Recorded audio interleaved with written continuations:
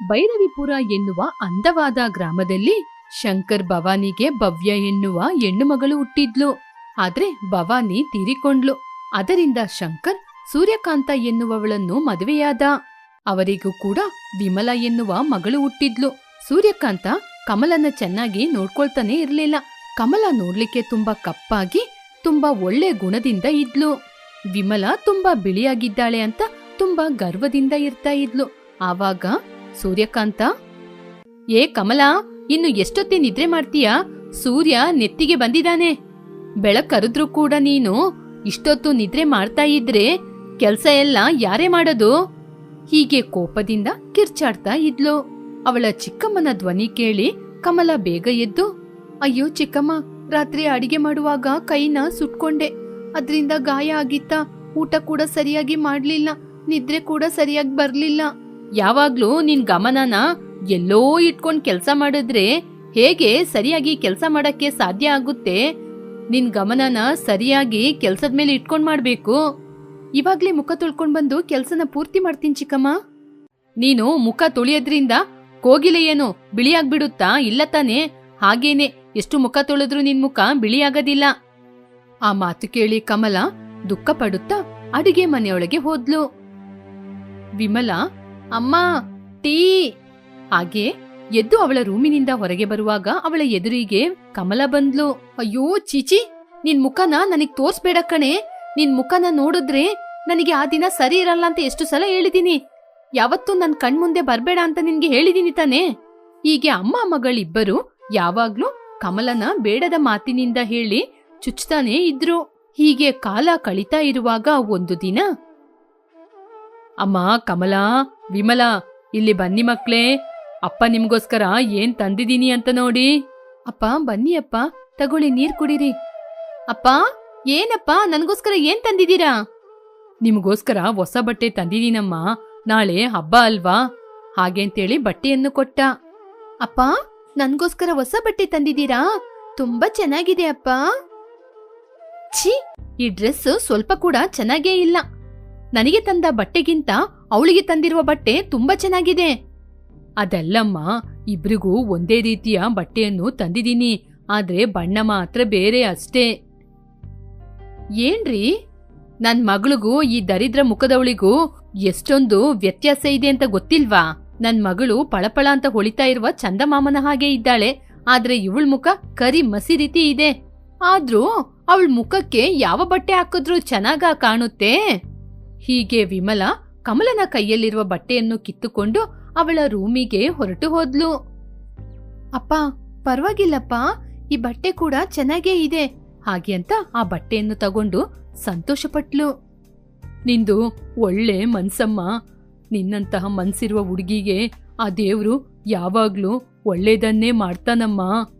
ಹೀಗೆ ಆ ಬಟ್ಟೆಯನ್ನು ತೆಗೆದುಕೊಂಡು ಅವರವರ ರೂಮಿಗೆ ಹೋದ್ರು. ಆದ್ರೆ ವಿಮಲ ಮಾತ್ರ ಕಮಲನಿಗೆ ತಂದಿರುವ ಬಟ್ಟೆಯನ್ನು ಹೇಗಾದ್ರೂ ಹಾಳ್ ಮಾಡ್ಬೇಕು ಅಂತ ಆಲೋಚನೆ ಮಾಡ್ತಿದ್ಲು. ಕತ್ತಲಾದಾಗ ಯಾರಿಗೂ ತಿಳಿಯದ ಹಾಗೆ ನಿಧಾನವಾಗಿ ಕಮಲನ ರೂಮಿಗೆ ಬಂದ್ಲು. ಬಂದವಳು ಕತ್ತರಿಯನ್ನು ತೆಗೆದುಕೊಂಡು ಆ ಬಟ್ಟೆಯನ್ನು ತುಂಡು ತುಂಡಾಗಿ ಕತ್ತರಿಸಿದ್ಲು. ಹಾ, ಹೊಸ ಬಟ್ಟೆ ತಂದಿದ್ದಾರೆ ಅಂತ ತುಂಬಾ ಸಂತೋಷ ಪಡ್ತೀಯಾ? ನೀನೇಗೆ ಸಂತೋಷ ಪಡ್ತೀಯ ಅಂತ ನಾನ್ ನೋಡ್ತೀನಿ ಇರೇ. ನಿನ್ ಮುಖಕ್ಕೆ ಹೊಸ ಬಟ್ಟೆ ಬೇರೆನಾ? ಮರುದಿನ ಬೆಳಿಗ್ಗೆ ಕಮಲ ಎದ್ದು ನೋಡುವಾಗ ಅವಳ ಹೊಸ ಬಟ್ಟೆ ಹರಿದೋಗಿತ್ತು. ಅದನ್ನು ನೋಡಿ ಕಮಲ ತುಂಬಾ ದುಃಖಪಟ್ಲು. ಹೀಗೆ ವಿಮಲ ಯಾವತ್ತೂ ಕೂಡ ಕಮಲನನ್ನು ಸಂತೋಷವಾಗಿ ಇರಲು ಬಿಡುವುದೇ ಇಲ್ಲ. ದಿನಗಳು ಕಳೀತಾ ಇದ್ದಂಗೆ ಒಂದು ದಿನ ಸೂರ್ಯಕಾಂತ ಹೊರಗಡೆಯಿಂದ ಮನೆಗೆ ಬಂದಾಗ, ಹಬ್ಬಬ್ಬಬ್ಬಬ್ಬಬ್ಬಾ, ಹೊರಗಡೆ ಎಷ್ಟೊಂದು ಬಿಸಿಲು. ಏನೇ ಮಾಡ್ತಾ ಇದ್ದೀಯಾ? ನನ್ಗೆ ಸ್ವಲ್ಪ ನೀರ್ ತಂದ್ಕೊಡೆ. ಚಿಕ್ಕಮ್ಮ, ನಾನಿಲ್ಲಿ ಅಡಿಗೆ ಮಾಡ್ತಾ ಇದ್ದೀನಿ, ವಿಮಲನ ಕರೆದು ನೀರ್ ಕೇಳಿ. ನನ್ನ ಮಗಳಿಗೆ ಕೆಲ್ಸ ಹೇಳಕ್ ಹೇಳ್ತಿದೀಯಾ? ಅಡುಗೆ ಮನೆಯಲ್ಲಿ ಏನ್ ಮಾಡ್ಕೊಂಡ್ ಸತ್ತಿದ್ಯಾ ಕಣೆ? ನನ್ ಮಗಳಿಗೇನೆ ಕೆಲ್ಸ ಹೇಳಿ ಕೆಲ್ಸದವಳಂಗೆ ಮಾಡ್ಬೇಕು ಅಂತ ಇದ್ದೀಯಾ? ಅಯ್ಯೋ ಚಿಕ್ಕಮ್ಮ, ನಾನು ಕೆಲ್ಸ ಮಾಡ್ತಾ ಇದ್ದೆ. ವಿಮಲ ಸುಮ್ನೆ ತಾನೇ ಇದ್ಲು, ಅದಕ್ಕೆ ಅವಳಿಗೆ ಕೆಲ್ಸ ಹೇಳ್ದೆ. ಅವಳ ರೂಮಲ್ಲಿ ಸುಮ್ನೆನೇ ಇದ್ಲು, ಅದಕ್ಕೆ ಅವಳನ್ನ ಕರೆದು ಹೇಳಿ ಅಂತ ಹೇಳ್ದೆ. ಏನೇ, ನನ್ ಮಗಳಿಗೆ ನಿನ್ನ ಹಾಗೆ ಯಾವ ಕೆಲ್ಸ ಇಲ್ಲ ಅನ್ಕೊಂಡಿದ್ದೀಯಾ? ಅವಳು ಹೊರಗಡೆ ಹೋಗಕ್ಕೆ ಮೇಕಪ್ ಮಾಡ್ತಾ ಇದ್ದಾಳೆ. ಅವಳು ಯಾವಾಗ್ಲೂ ನಿನ್ನ ಜಿಡ್ಡು ಮುಖದ ರೀತಿ ಇರ್ತಾಳೆ ಅನ್ಕೊಂಡಿದ್ದೀಯಾ? ಅಯ್ಯೋ ಚಿಕ್ಕಮ್ಮ, ಇವಾಗ ನಾನು ಏನ್ ಹೇಳ್ದೆ ಚಿಕ್ಕಮ್ಮ? ನಾನು ವಿಮಲನ ನನ್ ಸ್ವಂತ ತಂಗಿ ಹಾಗೆ ಆಲೋಚನೆ ಮಾಡೋದು, ಆದ್ರೆ ನೀವು ಮಾತ್ರ ನನ್ನೊಂದು ಮನುಷ್ಯಾಗಿ ನೋಡೋದಿಲ್ಲ. ಹೀಗೆ ಅಳುತ್ತಾ ಹೇಳಿದ್ಲು. ಚಿಚಿ, ಸಾಕು ನಿಲ್ಸೆ, ಸುಮ್ನೆ ಯಾವಾಗ ನೋಡಿದ್ರು ಅಳದೆ, ಏನಾದ್ರೂ ಹೇಳಿದ್ರೆ ಅಳ್ತಾನೆ ಇರೋದು. ಹಾಗೆ ಅಂತ ಬೈತಾ ಅಲ್ಲಿಂದ ಎದ್ದು ಹೋದ್ಲು. ಅಯ್ಯೋ ದೇವ್ರೆ, ನನಗೆ ಯಾಕಪ್ಪ ಈ ರೀತಿ ಜನ್ಮ ಕೊಟ್ಟೆ? ನನ್ನ ತಾಯಿ ನನ್ನ ಬಿಟ್ಟು ತೀರ್ಕೊಂಡ್ಬಿಟ್ಲು. ತಾಯಿಯ ಪ್ರೀತಿ ಹೇಗೆ ಇರುತ್ತೆ ಅಂತ ಕೂಡ ನನಗ್ ಗೊತ್ತಿಲ್ಲ. ಸವತಿ ತಾಯಿ ಸವತಿ ತಂಗಿ ಯಾವಾಗ್ಲೂ ನನ್ಗೆ ಕಷ್ಟ ಕೊಟ್ಕೊಂಡೇ ಇರ್ತಾರೆ. ಹೀಗೆ ತನ್ನೊಳಗೆ ತಾನೇ ಬಿಕ್ಕಿ ಬಿಕ್ಕಿ ಅಳ್ತಾ ಇದ್ಲು. ಹೀಗೆ ದಿನಗಳು ಕಳೀತಾ ಇದ್ದಂಗೆ ಕಮಲ ವಿಮಲ ಇಬ್ಬರು ಮದುವೆ ವಯಸ್ಸಿಗೆ ಬಂದ್ರು. ಶಂಕರ್ ಕಮಲನಿಗೆ ಮದುವೆ ಸಂಬಂಧವನ್ನು ನೋಡಲು ಆರಂಭಿಸಿದ್ರು. ಕಮಲ ತುಂಬಾ ಕಪ್ಪಾಗಿದ್ದ ಕಾರಣ ಬರುವ ಯಾವ ಹುಡುಗನೂ ಕೂಡ ಕಮಲನನ್ನು ನೋಡಿ ಇಷ್ಟಪಡ್ತಾನೆ ಇರ್ಲಿಲ್ಲ. ಒಂದು ದಿನ ಶಂಕರ್ ಸೋಫಾದಲ್ಲಿ ಕೂತ್ಕೊಂಡಿದ್ದಾಗ ಸೂರ್ಯಕಾಂತ ಗಂಡನ ಬಳಿ ಬಂದು, ಏನ್ರಿ ನೀವು ಮಾಡೋದು ಸರಿನಾ ಹೇಳಿ? ನೀವು ಎಷ್ಟೇ ಒದ್ದಾಡಿ ಸುತ್ತಾಡಿದ್ರು ಕೂಡ ನಿಮ್ ದೊಡ್ಡ ಮಗಳಿಗೆ ಸಂಬಂಧ ಸಿಗಲ್ಲ. ನೀವು ಎಷ್ಟು ಸಂಬಂಧನ ನೋಡಿದ್ರಿ, ಆದ್ರೆ ಯಾರಾದ್ರೂ ಅವಳನ್ನ ಮದ್ವೆ ಮಾಡ್ಕೊಳಕ್ಕೆ ಮುಂದೆ ಬಂದ್ರ ಇಲ್ಲ ತಾನೆ? ಅದ್ರಿಂದ ಅವಳಿಗೆ ಸಂಬಂಧ ನೋಡೋದ್ ಬಿಟ್ಬಿಟ್ಟು ನಮ್ಮ ವಿಮಲನಿಗೆ ಒಳ್ಳೆ ಸಂಬಂಧ ಇದ್ರೆ ನೋಡ್ರಿ. ಇವಾಗ ವಿಮಲನ್ ಬಗ್ಗೆ ಏನು ಆಲೋಚನೆ ಮಾಡೋದು? ಅದೇನ್ರಿ ಹಾಗೆ ಹೇಳ್ತಾ ಇದ್ದೀರಾ? ಅವಳಿಗೂ ಕೂಡ ಮದ್ವೆ ವಯಸ್ಸು ಬಂದಿದ್ದೀರಿ. ಒಂದು ದೊಡ್ಡ ಶ್ರೀಮಂತ ಸಂಬಂಧ ಇದ್ರೆ ಹುಡ್ಕೊಂಬನ್ನಿ. ದೊಡ್ಡವಳಿಗೆ ಸಂಬಂಧ ನೋಡದೆ ಸಣ್ಣವಳಿಗೆ ಮದ್ವೆ ಮಾಡಿದ್ರೆ ನೋಡೋರು ನನ್ ಬಗ್ಗೆ ಏನ್ ಆಲೋಚನೆ ಮಾಡ್ತಾರೆ ಹೇಳ್ ನೋಡೋಣ.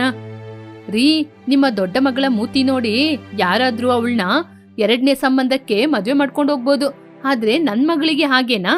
ನೀವೇ ನನ್ ಮಗಳಿಗೆ ಸಂಬಂಧ ನೋಡ್ತೀರಾ ಅಥವಾ ನಾನೇ ನನ್ ಮಗಳಿಗೆ ದೊಡ್ಡ ಸಂಬಂಧ ಹುಡುಕ್ಲಾ? ಹಾಗೆ ಹೇಳಿ ಕೋಪದಿಂದ ಅಲ್ಲಿಂದ ಹೊರಟು ಹೋದ್ಲು. ಸ್ವಲ್ಪ ದಿನಗಳ ನಂತರ ಸೂರ್ಯಕಾಂತ ವಿಮಲನಿಗೆ ದೊಡ್ಡ ಸಂಬಂಧವನ್ನು ನೋಡಿದ್ಲು. ಅಮ್ಮ ವಿಮಲಾ, ರೆಡಿ ಆದಮ್ಮ, ಬೇಗ ರೆಡಿ ಆಗು ಮಗಳೇ. ನಿನ್ನ ನೋಡ್ಲಿಕ್ಕೆ ಹುಡುಗನ್ ಮನೆಯವ್ರು ಬರ್ತಾರಲ್ವಾ? ಅಮ್ಮ ರೆಡಿ ಆದೆ. ನಾನ್ ಹೇಗಿದ್ದೀನಿ ಹೇಳು? ನೀನೇನಮ್ಮ ಬಂಗಾರದ ಗೊಂಬೆ ರೀತಿ ಇದ್ದೀಯ. ನಿನ್ನ ನೋಡಿದ್ರೆ ಯಾರು ಕೂಡ ಇಷ್ಟಪಡದೆ ಇದ್ಬಿಡ್ತಾರ ಹೇಳು? ಅಷ್ಟೊಂದು ಅದೃಷ್ಟವಂತೆ ನನ್ ಮಗಳು, ಬಂಗಾರದ ಮಗಳು. ಇದು ದೊಡ್ಡ ಶ್ರೀಮಂತ ಸಂಬಂಧಮ್ಮ, ನಿನ್ನಲ್ಲಿ ಮಹಾರಾಣಿ ರೀತಿ ಇರ್ಬೋದು. ಹೀಗೆ ತುಂಬಾನೇ ಸಂತೋಷ ಪಡ್ತಾ ಇದ್ಲು. ಹೀಗೆ ಸ್ವಲ್ಪ ಸಮಯದಲ್ಲೇ ಅವರ ಮನೆ ಮುಂದೆ ಒಂದು ಕಾರು ಬಂದು ನಿಂತಿತ್ತು. ಆ ಕಾರಿನಿಂದ ಮದುವೆ ಹುಡುಗ ಉಪೇಂದ್ರ, ಅವನ ತಾಯಿ ದ್ರಾಕ್ಷಾಯಿಣಿ ಹಾಗೂ ದೊಡ್ಡ ಮಗ ಶ್ರೀಧರ್ ಕಾರಿನಿಂದ ಕೆಳಗೆ ಇಳಿದ್ರು. ನಮಸ್ಕಾರ ನಮಸ್ಕಾರ, ಬಂದು ಕೂತ್ಕೊಳ್ಳಿ. ಅಣ್ಣ, ನಿಮ್ ಮಗಳನ್ನ ತೋರಿಸ್ತೀರಾ? ಸೂರ್ಯಕಾಂತ ಮನೆಯೊಳಗೆ ಹೋಗಿ ವಿಮಲನ ಕರ್ಕೊಂಬಂದ್ಲು. ವಿಮಲ ಉಪೇಂದ್ರ ಒಬ್ಬರಿಗೊಬ್ಬರು ನೋಡಿಕೊಂಡು ತುಂಬಾನೇ ಇಷ್ಟಪಟ್ರು. ತಂಗಿ, ಈ ಹುಡುಗ ಯಾರಮ್ಮ? ಇವನು ನನ್ ದೊಡ್ಡ ಮಗ ಶ್ರೀಧರು. ಇವನು ಅಷ್ಟೇನು ಓದ್ಲಿಲ್ಲ, ಸ್ವಲ್ಪ ಕಪ್ಪಾಗಿದ್ದಾನೆ ಅಂತ ಯಾವ ಹುಡುಗಿ ಕೂಡ ಇವನ್ನ ನೋಡಿ ಮದ್ವೆಗೆ ಒಪ್ತಾನೆ ಇಲ್ಲ. ಎಷ್ಟೇ ಸಂಬಂಧ ಹುಡುಕಿದ್ರು ಫಲನೇ ಸಿಗ್ತಾ ಇಲ್ಲಣ್ಣ. ಅಷ್ಟರಲ್ಲಿ ಕಮಲ ಟೀಯನ್ನು ತೆಗೆದುಕೊಂಡು ಬಂದು ಎಲ್ಲರಿಗೂ ಕೊಟ್ಲು. ಇವಳು ನನ್ ದೊಡ್ಡ ಮಗಳು ಕಮಲ. ನೋಡ್ಲಿಕ್ಕೆ ಮಾತ್ರ ಮುಖ ಕಪ್ಪು, ಆದ್ರೆ ನನ್ನ ಮಗಳು ತುಂಬಾ ಒಳ್ಳೆ ಹುಡುಗಿ. ಹೀಗೆ ಹೇಳ್ತಾನೆ ಇದ್ದ. ಅಷ್ಟರಲ್ಲಿ, ವಿಮಲಾ, ನಿನಗೆ ಅಡುಗೆ ಕೆಲ್ಸ ಮನೆ ಕೆಲ್ಸ ಎಲ್ಲನೂ ಮಾಡ್ಲಿಕ್ಕೆ ಗೊತ್ತಮ್ಮ? ಆಗ ಸೂರ್ಯಕಾಂತ ಮಧ್ಯದಲ್ಲಿ ಬಂದು, ನನ್ ಮಗಳನ್ನ ಸಾಯಿಸೋದಿಲ್ಲ ಅತ್ತಿಗೆ. ಇವಾಗಿನ ಹೆಣ್ಮಕ್ಳಾಗಿ ಅಲ್ದೆ ಹಳೆ ಕಾಲದ ಸಂಪ್ರದಾಯವನ್ನು ಪಾಲಿಸ್ತಾಳೆ ನನ್ ಮಗಳು. ಅವಳಿಗೆ ಅಡುಗೆ ಕೆಲ್ಸದ ಜೊತೆಗೆ ದೊಡ್ಡವರು ಅಂದ್ರೆ ಅಷ್ಟೊಂದು ಗೌರವ. ಹೀಗೆ ಇಲ್ಲ ಸಲ್ಲದ ಮಾತುಗಳನ್ನೆಲ್ಲ ಹೇಳಿದ್ಲು. ಹೀಗಿರುವಾಗ ಶ್ರೀಧರ್ ಕಮಲನ ನೋಡಿ ಇಷ್ಟಪಟ್ಟ. ಅಣ್ಣ, ನಿಮಗೆ ಇಬ್ರು ಹೆಣ್ಮಕ್ಳು, ನನಗೂ ಇಬ್ರು ಗಂಡ್ಮಕ್ಳು, ಒಬ್ರಿಗೊಬ್ರು ಇಷ್ಟ ಆಗಿದ್ದಾರೆ. ನಿಮಗೆ ಯಾವ ಅಭ್ಯಂತರನೂ ಇಲ್ಲದಿದ್ರೆ ನಿಮ್ಮ ಇಬ್ರು ಹೆಣ್ಮಕ್ಳನ್ನು ನನ್ಮನೆಯ ಸೊಸೆಯಾಗಿ ಮಾಡ್ಕೋತೀನಿ. ಆ ಮಾತು ಕೇಳಿ ಶಂಕರ್ ತುಂಬಾ ಸಂತೋಷ ಪಡುತ್ತಾ ತನ್ನ ಇಬ್ಬರು ಹೆಣ್ಣು ಮಕ್ಕಳನ್ನು ಉಪೇಂದ್ರ ಶ್ರೀಧರಿಗೆ ಮದುವೆಯನ್ನು ಮಾಡಿಕೊಟ್ಟ. ಹೀಗೆ ದಿನಗಳು ಕಳೀತಾ ಇತ್ತು. ವಿಮಲ ಅವಳ ಅತ್ತೆ ಮನೆಯಲ್ಲಿ ರಾಜಭೋಗ ಜೀವನವನ್ನು ನಡೆಸ್ತಾ ಇದ್ಲು. ಕಮಲ ಕಪ್ಪಾಗಿರುವುದರಿಂದ ದ್ರಾಕ್ಷಾಯಿಣಿ ಯಾವಾಗ್ಲೂ ಅವಳನ್ನು ತುಂಬಾ ಕೇವಲವಾಗಿಯೇ ನಡೆಸ್ತಾ ಇದ್ಲು. ಇದರಿಂದ ಕಮಲನಿಗೆ ಅತ್ತೆ ಮನೆಯಲ್ಲೂ ಕೂಡ ಕಷ್ಟ ತಪ್ಪಿದ್ದಲ್ಲ. ಒಂದು ದಿನ ದ್ರಾಕ್ಷಾಯಿಣಿ ಕಮಲನ್ ಜೊತೆ, ಛೀ, ನಿನ್ನ ಈ ಮನೆಯ ಸೊಸೆಯಾಗಿ ಮಾಡ್ಕೊಂಡು ಬಂದಿದ್ರಿಂದ ರಸ್ತೆಯಲ್ಲಿ ನನ್ನಿಂದ ನಡೀಲಿಕ್ಕಾಗ್ತಾ ಇಲ್ಲ. ಎಲ್ರೂ ನನ್ನ ಕೇಳ್ತಾರೆ, ಯಾಕೆ ಆ ಕಪ್ಪಾಗಿರುವ ಹುಡುಗಿಗೆ ನಿನ್ ಮಗನ ಮದುವೆ ಮಾಡಿಕೊಟ್ಟೆ ಅಂತ. ಹೀಗೆ ಕಮಲನ ಏನಾದ್ರೂ ಒಂದು ಹೇಳ್ತಾನೆ ಇದ್ಲು. ಅದರಿಂದ ಕಮಲ ಅತ್ತೆ ಮನೆಯಲ್ಲೂ ಕೂಡ ಕೆಲ್ಸದವಳ ಹಾಗೇನೇ ಇದ್ಲು. ಆದ್ರೆ ಕಮಲನ ಗಂಡ ಶ್ರೀಧರ್ ತುಂಬಾ ಒಳ್ಳೆಯವನು. ಶ್ರೀಧರ್ ಕಮಲನ ಎಲ್ಲಾ ವಿಷಯದಲ್ಲಿ ಅರ್ಥ ಮಾಡಿಕೊಂಡಿದ್ದ. ಕಮಲ, ನೀನು ಎಷ್ಟು ಒಳ್ಳೆಯವಳು. ನಮ್ಮಮ್ಮ ನಿನ್ನ ಏನೇ ಹೇಳಿದ್ರು ಕೂಡ ನೀನ್ ನಮ್ಮಮ್ಮನಿಗೆ ಒಂದು ಮಾತು ಕೂಡ ತಿರುಗಿಸಿ ಹೇಳೋದಿಲ್ಲ. ಕಮಲ, ನಮ್ಮಮ್ಮ ನಿನ್ಗೆ ಏನಾದ್ರೂ ಹೇಳಿದ್ರು ಕೂಡ ನನ್ನಿಂದ ಏನೂ ಹೇಳಕ್ಕಾಗ್ತಿಲ್ಲ. ಹಾಗೆಲ್ಲ ಯಾಕೆ ಆಲೋಚನೆ ಮಾಡ್ತೀರಾ? ನನ್ನ ಹೀಗೆ ಹೇಳೋದು ನಮ್ಮ ಅತ್ತೆ ತಾನೆ. ನಿಮಗೆ ದೊಡ್ಡ ವಿದ್ಯಾಭ್ಯಾಸ ಇಲ್ಲದಿರ್ಬೋದು, ನಿಮ್ಮಲ್ಲಿ ಏನು ಬೇಕಾದ್ರೂ ಸಾಧನೆ ಮಾಡುವಂತಹ ಪ್ರತಿಭೆ ಖಂಡಿತ ಇರುತ್ತೆ. ಅದ್ರಿಂದ ನೀವು ಕೂಡ ಏನಾದ್ರೂ ಒಂದು ವ್ಯಾಪಾರವನ್ನು ಆರಂಭಿಸಬಹುದಲ್ವಾ? ಹೀಗೆ ಶ್ರೀಧರನ್ನು ಕಮಲ ಯಾವಾಗ್ಲೂ ಪ್ರೋತ್ಸಾಹ ಮಾಡ್ತಾನೇ ಇದ್ಲು. ಆದ್ರೆ ಈ ಕಡೆ ವಿಮಲ ಮಾತ್ರ ಅವಳ ಗಂಡನಿಗೆ ಒಂಚೂರು ಕೂಡ ಗೌರವವನ್ನು ಕೊಡ್ತಾನೆ ಇರ್ಲಿಲ್ಲ. ಏ ವಿಮಲ, ನನ್ನ ಸಂಪಾದನೆ ಪೂರ್ತಿ ನಿನ್ನ ಮೇಕಪ್ಪಿಗೇನೆ ಸರಿಯಾಗ್ತಾ ಇದೆ. ನಾನು ನಿನ್ನ ಹತ್ರ ಬಂದ್ರೆ ನಿನ್ನ ಮೇಕಪ್ ಎಲ್ಲ ಎಲ್ಲಿ ಹಾಳಾಗ್ಬೋದು ಅಂತ ನಿನ್ನ ಸೌಂದರ್ಯಕ್ಕೋಸ್ಕರ ನನ್ನ ಹತ್ರನೂ ಬಿಡ್ತಾ ಇಲ್ಲ. ಏನ್ರಿ ನೀವು ಮಾತಾಡ್ತಾ ಇದ್ದೀರಾ? ನನ್ನ ಮೇಕಪ್ಪಿಗೆ ನಿಮ್ ಸಂಪಾದನೆ ಇನ್ನೂ ಕಡಿಮೆನೆ. ನನ್ನ ಸೌಂದರ್ಯವನ್ನು ಚೆನ್ನಾಗಿ ಇಟ್ಕೊಳ್ಳಕ್ಕೆ ನಾನು ಈ ರೀತಿ ಖರ್ಚುಗಳು ಮಾಡ್ಲೇಬೇಕು. ಹಾಗೆ ಹೇಳಿ ಅಲ್ಲಿಂದ ಆ ಕಡೆ ಹೋದ್ಲು. ಇದರಿಂದ ಶ್ರೀಧರ್ ಏನು ಮಾಡಲು ಸಾಧ್ಯವಾಗದೆ ಅವನು ಕೂಡ ಹೊರಟು ಆಫೀಸಿಗೆ ಹೋದ. ಹೀಗೆ ದಿನಗಳು ಕಳೀತಾ ಇದ್ದಂಗೆ ಒಂದು ದಿನ ದ್ರಾಕ್ಷಾಯಿಣಿ ಅನಾರೋಗ್ಯದಿಂದ ಮಂಚ ಹಿಡಿದ್ಲು. ವಿಮಲಾ, ವಿಮಲಾ, ಒಂದ್ಸಲ ಬಾಮ್ಮ ಹಾಗೆ ಅಂತ ಕರೆದ್ಲು. ಆ ಧ್ವನಿಯನ್ನು ಕೇಳಲು ಸಾಧ್ಯವಾಗದೆ ವಿಮಲ ಕೋಪದಿಂದ ಅತ್ತೆ ಬಳಿ ಬಂದು, ಏನು ಯಾವಾಗ ನೋಡಿದ್ರು ವಿಮಲಾ ವಿಮಲಾ ಅಂತ ಕರಿತಾನೆ ಇರ್ತೀರಾ? ನನ್ಗೇನು ಕೆಲ್ಸ ಇಲ್ವಾ? ಸುಮ್ನೆ ಮಲ್ಗಕ್ಕಾಗಲ್ವಾ? ಹಾಗೆ ಅಂತ ಹೇಳಿದ್ಲು.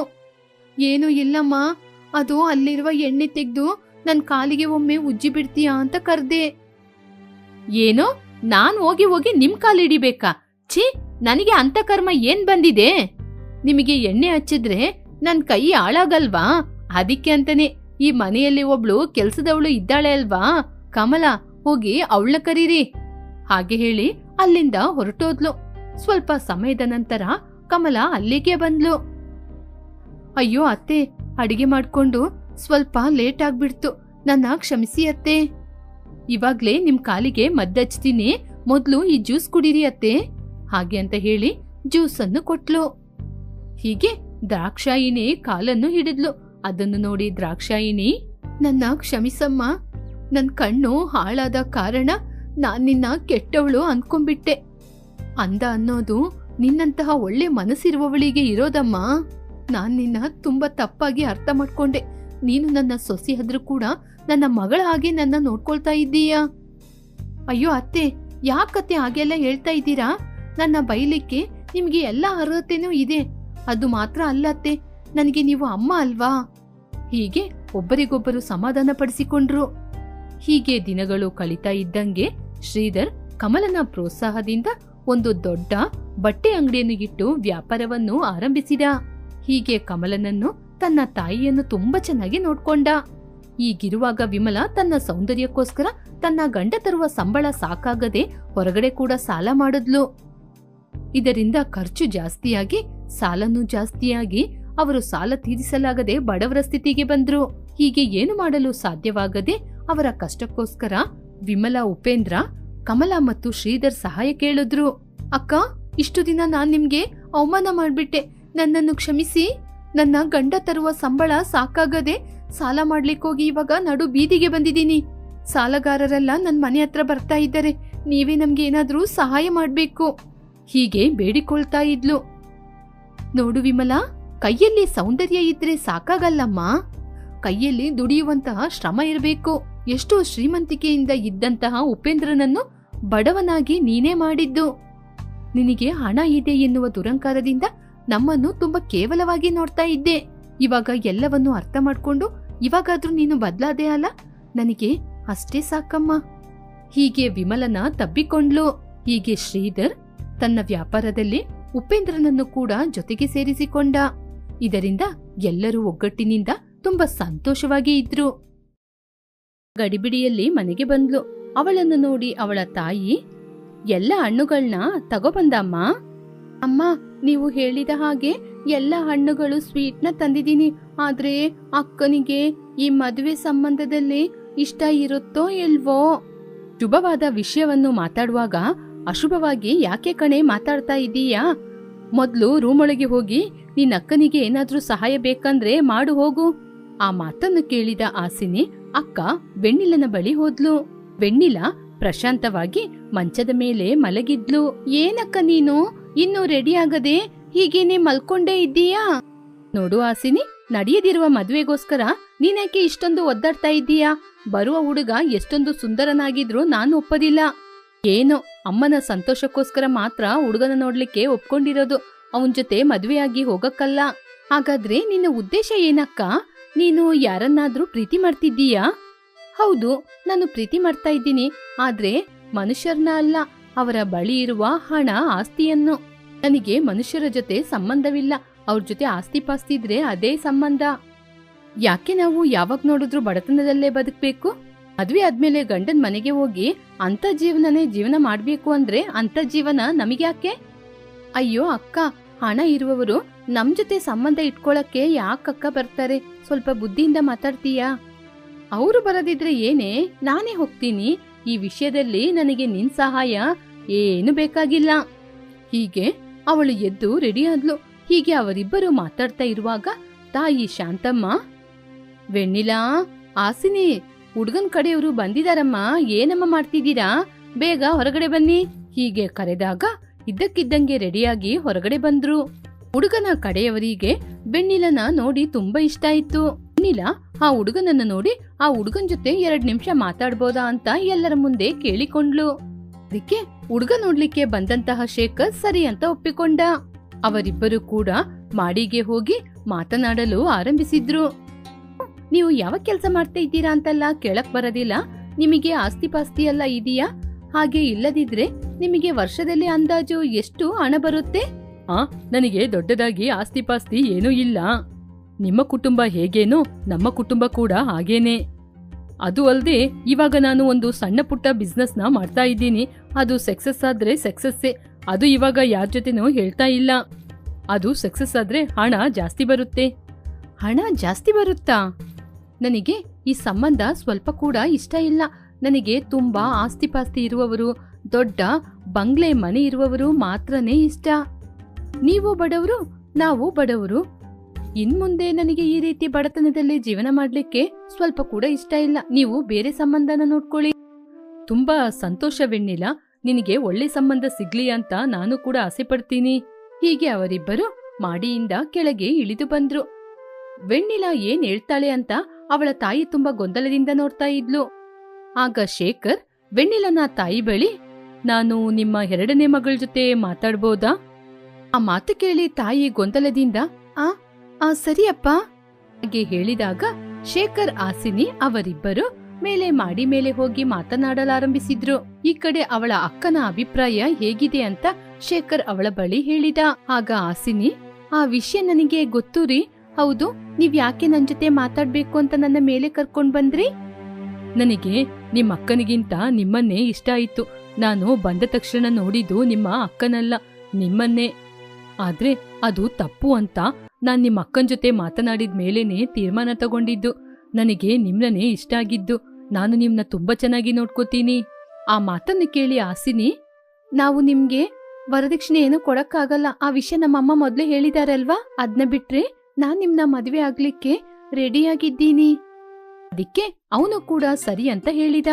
ಹೀಗೆ ಅವರಿಬ್ಬರು ಮೇಲೆಯಿಂದ ಕೆಳಗೆ ಇಳಿದು ಬಂದು ನಮ್ಮಿಬ್ಬರಿಗೆ ಒಬ್ಬರಿಗೊಬ್ಬರು ಇಷ್ಟವಾಗಿದೆ, ನಾವು ಮದುವೆ ಆಗ್ತೀವಿ ಅಂತ ವಿಷಯ ಹೇಳಿದ್ರು. ಅಲ್ಲಿ ಇರುವವರೆಲ್ಲರೂ ಆ ಮಾತನ್ನು ಕೇಳಿ ಆಶ್ಚರ್ಯಪಟ್ರು.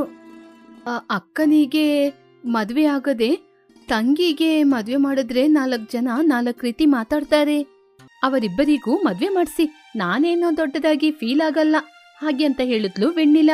ಶೇಖರನ ತಂದೆ ತಾಯಿ ಇಬ್ಬರು ಹುಡುಗ ಹುಡುಗಿ ಇಷ್ಟಪಟ್ರು ಅಂತ ಆದಷ್ಟು ಬೇಗ ಮದ್ವೆ ಮಾಡೋಣ ಅಂತ ಹೇಳಿದ್ರು. ಈಕೆ ವೆಣ್ಣಿಲನ ತಾಯಿ ಕೂಡ ಸರಿ ಅಂತ ಹೇಳಿದ್ರು. ಆದಷ್ಟು ಬೇಗ ಅವರಿಬ್ಬರಿಗೂ ಮದುವೆಯಾಯಿತು. ಆಸಿನಿ ತನ್ನ ಅತ್ತೆ ಮನೆಗೆ ಹೊರಟೋದ್ಲು. ಮನೆಯಲ್ಲಿರುವ ವೆಣ್ಣಿಲನಿಗೆ ತಾಯಿ ಹುಡುಗನನ್ನು ನೋಡ್ತಾ ಇದ್ರು. ಆದರೆ ಬಂದ ಸಂಬಂಧವನ್ನೆಲ್ಲ ಬೇಡ ಬೇಡ ಅಂತ ಹೇಳ್ತಾ ಇದ್ಲು ವೆಣ್ಣಿಲ. ಹೀಗೆ ಒಂದು ದಿನ ಅವಳ ತಾಯಿ, ನಿನ್ನ ಮನ್ಸಲ್ಲಿ ಯಾರಾದ್ರೂ ಇದ್ರೆ ಹೇಳೇ, ಅದಕ್ಕೆ ಅಂತ ಬರುವಂತ ಸಂಬಂಧನ ಬೇಡ ಅಂತ ಹೇಳ್ಬೇಡ. ಅಮ್ಮ, ನನಗೆ ಒಂದು ಸಂಬಂಧ ಹುಡ್ಕೊಂಡ್ ಬಂದಿದೆ. ಆ ಸಂಬಂಧ ತುಂಬಾ ಚೆನ್ನಾಗಿದೆ. ಅವರು ತುಂಬಾ ಆಸ್ತಿ ಇರುವವರು. ಆದ್ರೆ 2ನೇ ವಿವಾಹ ಆಗ್ಬೇಕು. ನನಗೆ ಅದ್ರಲ್ಲೇನು ಚಿಂತೆ ಇಲ್ಲಮ್ಮ. ಹೌದಾ ಕಣಮ್ಮ, ನನಗೆ ನೀನ್ ಚೆನ್ನಾಗಿರ್ಬೇಕು ಅಷ್ಟೇ ಬೇಕು. ಸರಿ, ಅವ್ರನ್ನ ಮನೆಗೆ ಬರ್ಲಿಕ್ಕೆ ಹೇಳು, ಮಾತಾಡೋಣ. ವೆಣ್ಣಿಲ ಸರಿ ಅಂತ ಹೇಳಿದ್ಲು. ಆವಾಗ ವೆಣ್ಣಿಲನ ತಾಯಿ, ಇದಕ್ಕೆ ಮುಂಚೆನೆ ಹೇಳಿದ್ರೆ ಹಣ್ಣು ಹಂಪಲು ತರ್ಲಿಕ್ಕೆ ಹಣ ಬಾಕಿ ಆಗಿರುತ್ತೆ, ಹಾಗೆ ಅಂತ ಹೇಳ್ಕೊಂಡು ಮನೆಯೊಳಗೆ ಹೋದ್ಲು. ಮರುದಿನ ಬೆಳಿಗ್ಗೆ ವೆಣ್ಣಿಲನ ಮನೆಗೆ ಒಬ್ಬ ವ್ಯಕ್ತಿ ಬಂದ. ಅವನು ತುಂಬಾ ಆಸ್ತಿ ಇರುವವನು, ದೊಡ್ಡ ಬಿಸ್ನೆಸ್ ಮ್ಯಾನ್. ತುಂಬಾ ದೂರ ಪ್ರಯಾಣ ಮಾಡಿ ತುಂಬಾ ಆಯಾಸದಿಂದ ಬಂದ. ಅವನನ್ನು ನೋಡಿ ಶಾಂತಮ್ಮ ಮನೆಯೊಳಗೆ ಬನ್ನಿ ಅಂತ ಕರೆದ್ರು. ಅಣ್ಣ, ಅತ್ತಿಗೆ ಮಗ ಯಾರೋ ಬರ್ಲಿಲ್ವಾ? ಆ ಮಾತನ್ನು ಕೇಳಿ ಆ ವ್ಯಕ್ತಿ ನಗ್ತಾ ಇದ್ದ. ಅಷ್ಟರಲ್ಲಿ ವೆಣ್ಣಿಲ ಅಲ್ಲಿಗೆ ಬಂದ್ಲು. ಅಮ್ಮ, ಒಮ್ಮೆ ನನ್ನ ಹತ್ರ ಬಾ, ನಿಮ್ ಜೊತೆ ಮಾತಾಡ್ಬೇಕು. ಆ ಇವಾಗ ಬರ್ತೀನಿ ಹಾಗೆ ಅಂತ ಶಬ್ದ ಮಾಡಿ ಪಕ್ಕಕ್ಕೆ ಹೋದ್ಲು. ವೆಣ್ಣಿಲನ ತಾಯಿ ವೆಣ್ಣಿಲನ ಬಳಿ ಬಂದ್ಲು. ಅಮ್ಮ, ಇವಾಗ ಮನೆಗೆ ಬಂದಿದಾರಲ್ವಾ, ಅವರೇ ಮದ್ವೆ ಹುಡ್ಗ. ನಾನು ಹೇಳ್ದೆ ಅಲ್ವಾ 2ನೇ ಮದ್ವೆ ಅಂತ. ಅವರ ಮಕ್ಕಳು ಹೆಂಡತಿ ಒಂದು ಆಕ್ಸಿಡೆಂಟ್ ಅಲ್ಲಿ ತೀರ್ಕೊಂಡ್ಬಿಟ್ರು. ಅವನ್ ಜೊತೆ ಹಣ ಇದೆ ಅಂತಾನೆ ಅವನ ನಾನು ಮದ್ವೆ ಆಗ್ಲಿಕ್ಕೆ ಒಪ್ಪಿರೋದು. ಅವ್ರ ಬಗ್ಗೆ ನೀವು ಪೇಪರಲ್ಲಿ ನೋಡ್ಲಿಲ್ವಾ? ತುಂಬಾ ಬಿಸ್ನೆಸ್ ಇದೆಯಮ್ಮ ಅವರಿಗೆ. ಏನೇ, ನಿನ್ಗೇನು ಹುಚ್ಚಿಡ್ದಿದ್ಯಾ? ತಂದೆ ವಯಸ್ಸಲ್ಲಿ ಇರುವ ಅವನನ್ನು ಮದ್ವೆ ಆಗ್ತೀನಿ ಅಂತ ಹೇಳ್ತಿದೀಯಾ? ಅಯ್ಯೋ ಅಮ್ಮ, ನೀನು ಹುಡ್ಕೊಂಡ್ ಬಂದಿರುವ ಸಂಬಂಧನ ನಾನು ಮದ್ವೆ ಆದ್ರೆ ನಾನು ಸಾಯ ತನಕ ಈಗೇನೆ ಹರ್ಕಲು ಬರ್ಕಲು ಬಟ್ಟೆ ಹಾಕೊಂಡಿರ್ಬೇಕು. ಹೀಗೆ ಇಷ್ಟ ಇದ್ರು ಇಲ್ಲದಿದ್ರು ನಾನ್ ಆ ವ್ಯಕ್ತಿನ ಮದ್ವೆ ಆಗೋದ್ ಮಾತ್ರ ಖಂಡಿತ. ವೆಣ್ಣಿಲ ಇಷ್ಟೊಂದು ಹಠ ಮಾಡಿ ಹೇಳುವುದರಿಂದ ವೆಣ್ಣಿಲನ ತಾಯಿ ಏನು ಮಾಡಲು ಸಾಧ್ಯವಾಗದೆ ಒಪ್ಪಿಕೊಂಡ್ಲು. ಮದುವೆ ಪಟ್ನದಲ್ಲಿ ದೊಡ್ಡ ಮದುವೆ ಹಾಲಲ್ಲಿ ನಡೆಯಿತು. ವೆಣ್ಣಿಲ ಅವಳ ಮದುವೆಗೆ ಯಾವ ಸಂಬಂಧಿಕರನ್ನು ಕೂಡ ಅವಳು ಕರೆಯಲೇ ಇಲ್ಲ. ಕನಿಷ್ಠ ಹಾಸಿನಿಗೆ ಮದುವೆ ಅಂತ ಹೇಳಿದ್ರೆ ಹೊರತು ಮದುವೆಗೆ ಬಾ ಅಂತ ಕರೆದೇ ಇಲ್ಲ. ಅಲ್ಲಿಗೆ ದೊಡ್ಡ ದೊಡ್ಡ ಬಿಸ್ನೆಸ್ ಮ್ಯಾನ್ಗಳು ತುಂಬಾ ಜನರು ಬಂದಿದ್ರು. ಸ್ವಲ್ಪ ಜನ ಈ ಮುದುಕನಿಗೆ ಈ ವಯಸ್ಸಲ್ಲಿ ಮದುವೆ ಬೇಕಾಗಿತ್ತ ಅಂತ ಕೆಲವರು ಮಾತಾಡಿದ್ರೆ, ಇನ್ನು ಕೆಲವರು ಹಣ ಇದ್ರೆ ಯಾರು ಯಾರನ್ನು ಬೇಕಾದ್ರೂ ಮದುವೆ ಆಗ್ಬೋದು ಅಂತ ಕೆಲವರು ಮಾತಾಡ್ತಿದ್ರು. ಅದನ್ನೆಲ್ಲ ಶಾಂತಮ್ಮ ಕೇಳ್ಕೊಳ್ತಾ ಇದ್ರು. ಆದ್ರೆ ಏನು ಮಾಡಲು ಸಾಧ್ಯವಾಗದೆ ತುಂಬಾ ಬೇಜಾರಾಗಿ ಅಲ್ಲಿಂದ ಹೊರಟೋದ್ರು. ಮದುವೆ ಆದ ನಂತರ ವೆಣ್ಣಿಲ ತನ್ನ ತಾಯಿ ಹೇಗಿದ್ದಾರೆ, ಚೆನ್ನಾಗಿದ್ದಾರಾ ಇಲ್ವಾ ಅಂತ ಫೋನ್ ಕೂಡ ಮಾಡಿ ಮಾತಾಡ್ಸ್ಲೇ ಇಲ್ಲ. ವೆಣ್ಣಿಲ ಪಟ್ನದಲ್ಲೇ ಇದ್ದುಕೊಂಡು ತುಂಬಾ ಲಕ್ಸರಿ ಜೀವನವನ್ನು ಮಾಡ್ತಾ ಇದ್ಲು. ಅವಳಿಗೆ ಇಷ್ಟ ಬಂದಂಗೆ ಶಾಪಿಂಗ್ ಮಾಡಿಕೊಂಡು ಊರೂರು ತಿರುಗಿಕೊಂಡು ಆರಾಮವಾಗಿದ್ಲು. ಹೀಗೆ ಅವಳು ವಿದೇಶಕ್ಕೆಲ್ಲ ಹೋಗಿ ಸುತ್ತಾಡ್ಕೊಂಡ್ ಬಂದು ಆರಾಮವಾಗಿ ಸಂತೋಷವಾಗಿ ಎಂಜಾಯ್ ಮಾಡ್ಕೊಂಡಿದ್ಲು. ಈ ಶಾಂತಮ್ಮ ವೆಣ್ಣಿಲ ವಯಸ್ಸಾದ ವ್ಯಕ್ತಿಯನ್ನು ಮದುವೆ ಆಗಿದ್ದಾಳೆ ಅಂತ ತುಂಬಾ ಚಿಂತೆ ಮಾಡ್ಕೊಂಡು ಬೇಜಾರ್ ಮಾಡ್ತಿದ್ರು. ಈ ವಿಷಯವನ್ನು ಹಾಸಿನಿ ಜೊತೆ ಹೇಳಿ ಇನ್ನಷ್ಟು ಬೇಜಾರ್ ಮಾಡ್ತಿದ್ರು. ಶೇಖರ್ ಆ ವಿಷಯವನ್ನು ಕೇಳಿ, ನೋಡಿ, ನಿಮ್ಮ ದೊಡ್ಡ ಮಗಳಿಗೆ ಹಣ ಹೊಂದಿದ್ರೆ ಮಾತ್ರ ಸಾಕು. ಪ್ರೀತಿ ಬಾಂಧವ್ಯದ ಬೆಲೆ ಅವರಿಗೆ ಗೊತ್ತಿಲ್ಲ. ಅದಕ್ಕೇನೆ ಮದುವೆಗೆ ಬನ್ನಿ ಅಂತ ಕೂಡ ನಮ್ನ ಕರ್ದಿಲ್ಲ. ಅವರ ಬಗ್ಗೆ ನೀವು ಏನು ಆಲೋಚನೆ ಮಾಡ್ಬೇಡಿ. ಅವರು ಹಣದಿಂದ ತುಂಬಾ ಸಂತೋಷವಾಗಿರ್ತಾರೆ ಹಾಗೆ ಅಂತ ಹೇಳಿದ. ಹೀಗೆ ಕೆಲವು ದಿನಗಳೇ ಕಳೆಯಿತು. ವೆಣ್ಣಿಲ ಪೂರ್ತಿಯಾಗಿ ತವರು ಮನೆಯನ್ನು ಮರ್ತೋಗಿ ತುಂಬಾ ಸಂತೋಷವಾಗಿ ಎಂಜಾಯ್ ಮಾಡ್ತಿದ್ಲು. ಹೀಗೆ ಸ್ವಲ್ಪ ದಿನಗಳ ನಂತರ ವೆಣ್ಣಿಲ ಗರ್ಭವತಿ ಅಂತ ಸೀಮಂತ ಮಾಡ್ಬೇಕು ಅಂತ ತಾಯಿಯ ಬಳಿ ಹೇಳಿದ್ಲು. ಅದಕ್ಕೆ ತಾಯಿ ಶಾಂತಮ್ಮ, ಖಂಡಿತ ಕಣಮ್ಮ ಹಾಗೆ ಅಂತ ಹೇಳಿದ್ಲು. ಸೀಮಂತ ಫಂಕ್ಷನ್ ತುಂಬಾ ಗ್ರ್ಯಾಂಡ್ ಆಗಿ ನಡಿಬೇಕು ಅಂತ ಹೇಳಿದ್ಲು. ಅದಕ್ಕೆ ತಾಯಿ ಕೂಡ ಸರಿ ಅಂತ ಒಪ್ಪಿಕೊಂಡ್ಲು. ಕಡೆ ಹಾಸಿನಿಯವರಿಗೂ ಹೇಳಿದ್ಲು.